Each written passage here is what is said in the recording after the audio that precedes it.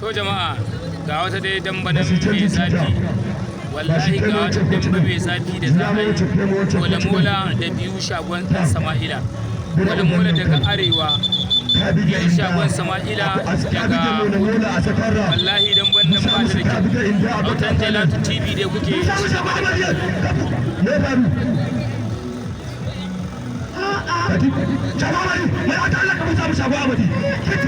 inda aka fara damba kenan. Mola da biyu shagon Sama'ila. Bagon danja ka daura hannunka, bagon shagon yan sanda ka daura hannunka. Yanzu ne aka shigo dambe tsakanin Kano da jihar Kaduna. Mola yana wakiltar jihar Kano, biyu shagon Sama'ila yana wakiltar jihar Kaduna. Wallahi ga damban tsakanin mola la haula fi sha'atillahi. Wallahi ga damban tsakanin mola da biyu shagon Sama'ila daga kudu, mola daga arewa, biyu shagon Sama'ila daga kudu. Kuna sauraron wannan wasanni ne daga Autan Jalatu TV.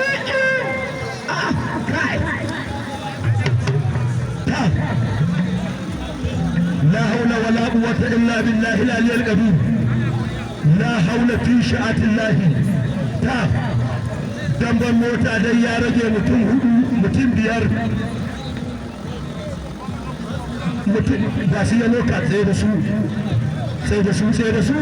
shago amadi, tsaye da su. Inda ba wanda ya nausa an ba su yano ka. Ina ma sa rai da sami kanan ko kanan a cikin gurin, ku samu shago amadi a cikin wannan gurin ya bige ka. Yanzu ga shi wanda yake maka kocin inda shi ma ya bige shi, amma ka tsaya kana gaga da shi. To na rantse da Allah wannan yaran ku kai wasa akan ku zai suna. Billahi allazi la ilaha illa huwa. Bago shago yan sanda ka shirya, ya bige inda ya bige mola. To wallahi har ka je to tun yanzu ka tara gidanka wallahi. Bagon danja ka shirya. wallahi dan bannan ba ta da kyau. Ka kara mana na fi san kai ka kashe min jiki ai bago yan sanda. Ku samu amali. Sauran kwamiti. Gabara shago amali. Sauran kwamiti da ya fice hutu. Na ranje da Allah an yi safan biyar a cikin minti da wayo ni Allah na. Wayo ni Kaduna. Wayo wallahi tallahi. Na ranje da Allah na ta yi yawa. Ku samu shago amali. Wallahi na ta yi yawa a damban nan. Sauran safan 30 biyu shagon ɗan Sama'ila daga mola daga arewa. Idan ka gana ta yana yawa a dambe baƙan wuya ce wallahi.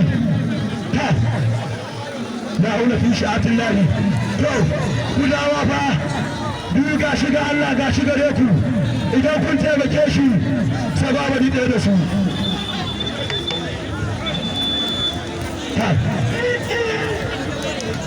Bagon danja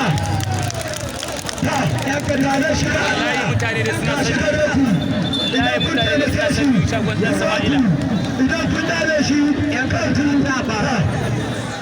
Na rantse da Allah gabaki ɗaya baba dan mami ya karaya. Shagon Amadi kenan coach. Shagon Amadi kenan coach. Ya kai yan Kaduna ko ba kudi ku ta awar tabi. Ai mana tabi yan Kaduna ko ba awar kudi. Kuma ga kuke da kabilanci aka manyan Yarbawa. Ku sa musu shagon Amadi. Wallahi an dawo turmi ne. Bagon danja ka daura hannunka, bagon shagon yan sanda ka daura hannunka. Idan mun yi wannan damban bago shagorar sanda za mu taba gudu mada gali ka daura hannunka. Bagon Aliyaro yau ko mutuwa za ka yi sai ka kawo min gali. Na rantse da Allah an kabari gali ya tafi da wannan point din naka wallahi sai ka ga abin da zan ma. Kana ji kana gani bagon dan mutuwa lafiya a cikin bagon dan mutuwa. Bacin fiya ba lafiya. Wallahi bagon dan mutuwa. Ta duk kai kama kana yi kai ka gama dambanka a turmin farko. Na ranje da Allah karka yadda ka gama dambanka a turmin farko. Na ranje da Allah kana ganin coach ɗinsu gabaki daya ya yi la'asar wallahi ba ma ya iya magana ga ita ya sa wata fika sai ka ce mai sai da biyo wata. Na ranje da Allah dan mamu ya gaji gaba yanda ka san da shi ake damban. Na ranje da Allah kula dai ta musa musu da babari haka ne dan buga uban nan kai ya dafa miki wake itatuwa abincin giwa wallahi ga dan wannan kowa ya kwana da yunwa la haula fi sha'atin lahi na rantse da Allah billahi lazi ina ganin in kai wasa ka gama dambanka a turmin farko na rantse da Allah sai ka yi kama kana yi wallahi tallahi kan mu da uban kai ya mutu wallahi wallahi ya buge shi biyu shagon na Sama'ila ya buge mola biyu shagon na Sama'ila ya buge mola biyu shagon na Sama'ila ya buge mola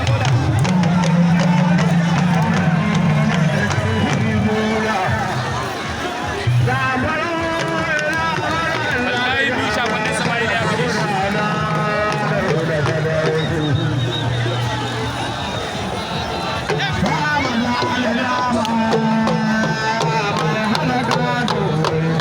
Lagi sai da makami